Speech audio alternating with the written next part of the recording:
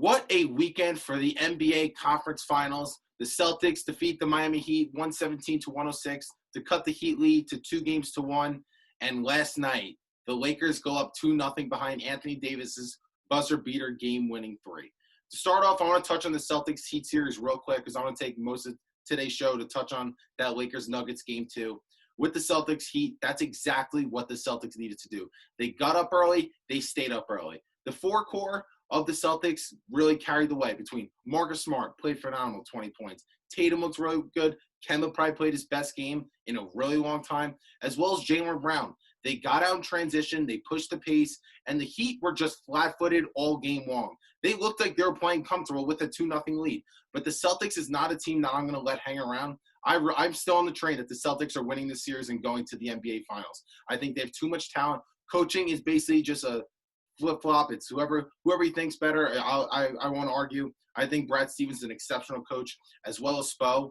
But to get into that game, I think that the Celtics getting out to that lead early and finally maintaining the lead. They've had a 15-point lead or more in each of the 3 games. And the reason why that the series, they're still down 2-1, is game 1 and game 2, blowing the 14-point lead in the fourth quarter of game 1. And then game 2 being up 60-43 in the second quarter. They let that lead slip away.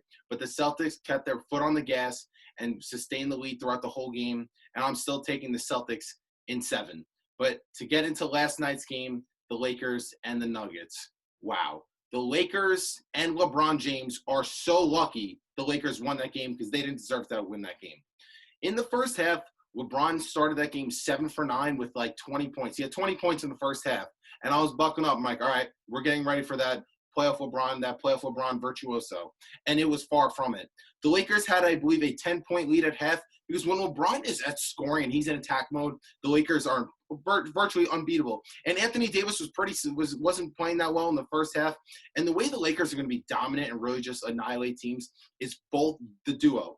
Both of them firing at all cylinders. When they're both in attack mode and they're both scoring at a high rate, I don't think there's a team in the league that really stands a chance against them. And I don't think there's anyone in the finals, whoever they play, if they do win the series, could really beat them.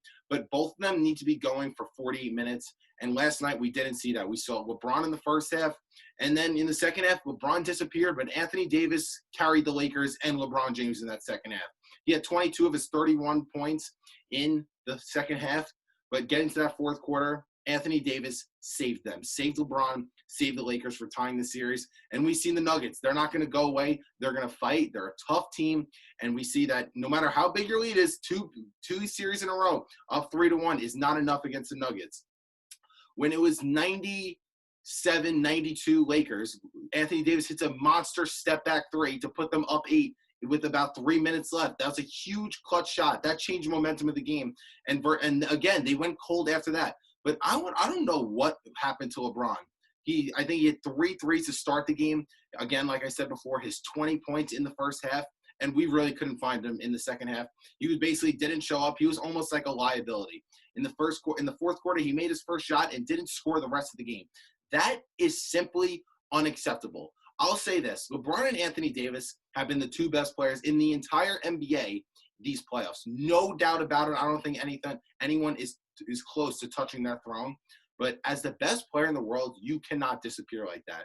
I am very concerned moving down the road. They can't. They're not going to beat them. I don't think. Here's the thing. The Nuggets have a fighter's chance if LeBron is going to disappear in fourth quarters. He's regarded as the best closer in the NBA, the best player in the world, and what he did last night was simply unacceptable. We couldn't find him.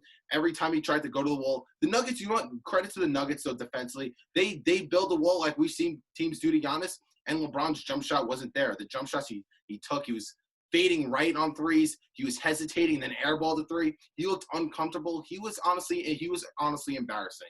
But to credit Anthony Davis, he scored the last 10 points of the game for the Lakers. Wow. He was sensational as well. Again, I'm going to call Anthony Davis right now in terms of the playoffs the second best player in the NBA. I still believe LeBron's the anchor of that team. I think they're going to go as far as he goes.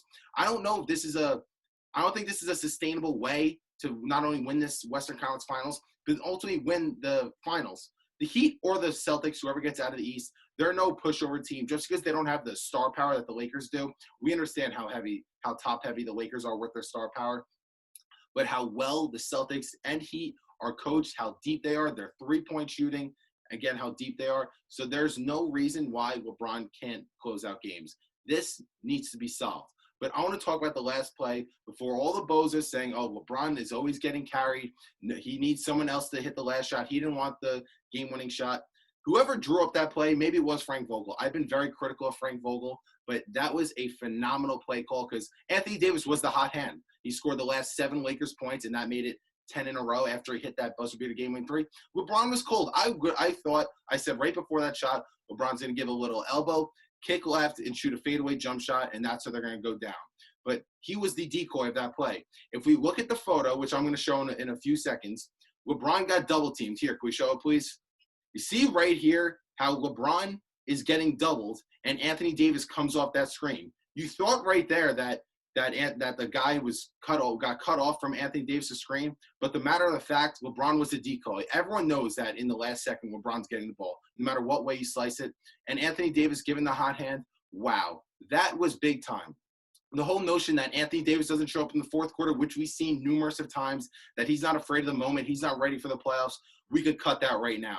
Because what he just did last night was absolutely sensational. That's what superstars do.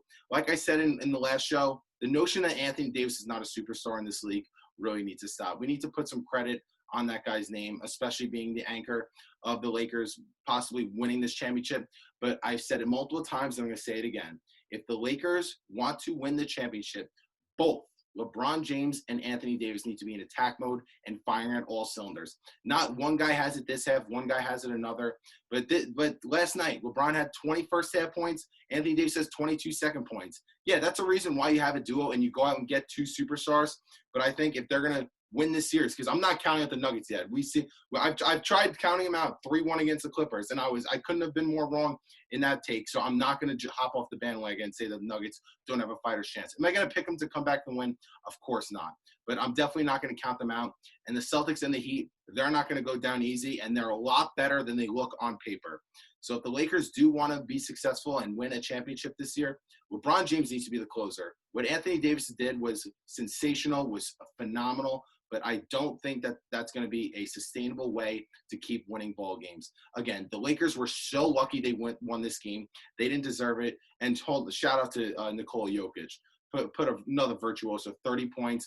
I think he had the last 7 points or 8 points for the Nuggets yesterday. He had a 3, had his one-legged fade, had that phenomenal tip down the stretch. Nikola Jokic single-handedly brought the Nuggets back late in that ball game. But at the end of the day, Anthony Davis was just simply better. He was absolutely phenomenal. And now we are really cooking up these NBA playoffs.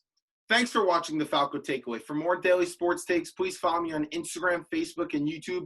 And be sure to check me out on 6048 Sports via Instagram and Twitter, as well as the Sports Hit List on Instagram, YouTube, and Facebook.